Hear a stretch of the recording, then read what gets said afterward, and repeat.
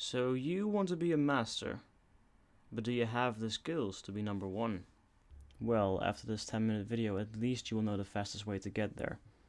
We're going to take a look at the 4 most efficient ways to level up your character in Pokemon Go. So tag along with me on a 4-hour journey of intense Pokemon power level grinding. Let's start the day off by visiting some Pokestops, because you can't catch Pokemon without Pokeballs. Every Pokestop you visit will give you a couple of items and 50 experience, 100 experience if you use a lucky egg. So what you'll have to do is find a route that you can walk with a large amount of Pokestops that will take you about 5 minutes to complete, and simply keep moving. My advice would be to take a skateboard, skates, a bicycle, scooter, a Segway, or anything that will make you able to go slightly faster than walking. Also, doing this early in the morning is easier because it will be less crowded, so you can go fast without endangering anyone. And you can also catch Pokemon while doing this. It won't really give you any extra initial experience, but it makes it a little bit more fun. I recommend only engaging rare Pokemon and low-level Pidgey, Caterpie, and Weedle. If you find a Pidgey that is high level, just run, it's not worth your time. So, let's say you visit a Pokestop every 10 seconds, and you keep at it for 30 minutes. You will have 18,000 experience using a lucky egg.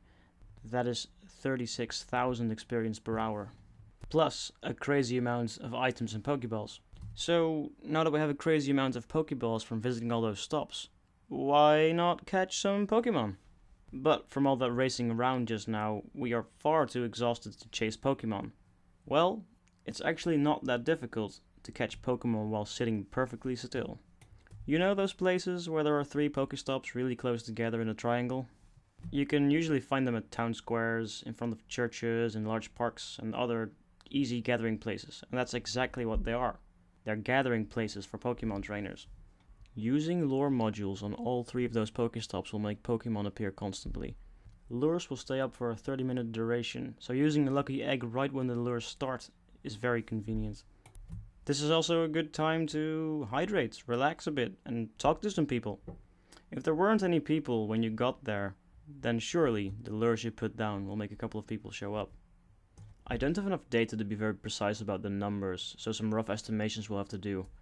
Pokemon will appear about every 45 seconds using a single lure, so it will be about every 15 when using 3 at once. That would be 120 Pokemon in half an hour. Every Pokemon you catch will give you at least 100 experience without and 200 experience with a lucky egg. Let's say catching a Pokemon gives you 210 experience as an average. And let's say you are able and willing to catch 75% of the Pokemon that appear. That would be 90 times 210 XP, which would be 18,900 experience per half an hour, and 17,800 experience per hour. That is not counting the experience you get for catching new Pokemon, and the experience you get for visiting the Pokestops every 5 minutes, and also the experience you get for Pokemon that run away from you. So as long as you have enough Pokeballs to spare, then this is a very good method for leveling. And now that you have a good amount of low-level Pokemon, we can go to the next step in our journey. Gym battles, or rather, punching bags. You need an empty gym and a friend that joined a different team than you for this method. The best way to get yourself an empty gym is to find one that is low level, not that strong, in a place that is not very crowded, and simply beat it. Now you or your friend puts the lowest level Pokemon they have in the gym, and the other challenges the gym with their strongest. After beating the gym with one hit, you are awarded 150 experience, 300 if you're using a lucky egg. You can do this about every 20 seconds, so if you alternate you will get 300 experience every 40 seconds, which would be 13,500 experience per half an hour if you're using a lucky egg. Which would be 27,000 experience every half an hour if you have a very generous friend. A quick tip, I would alternate every 30 minutes to make the full use of your lucky eggs. Also, you will need 90 weak, uninjured Pokemon to do this without stopping and healing them, which would take a lot of time and won't really help. It's time for the final step. Now that all your weak Pokemon are thoroughly punished for being weak, it's time to send them to the professor, who does something with them and then sends you candy. You feed this candy to your strongest versions of those Pokemon to evolve them.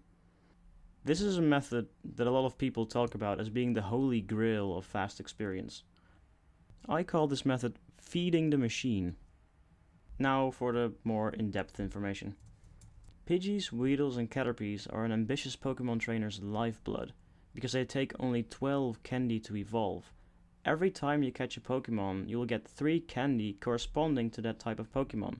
So if you catch 4 Pidgey, you will have 12 candy, which is enough to turn one of them into a Pidgeotto.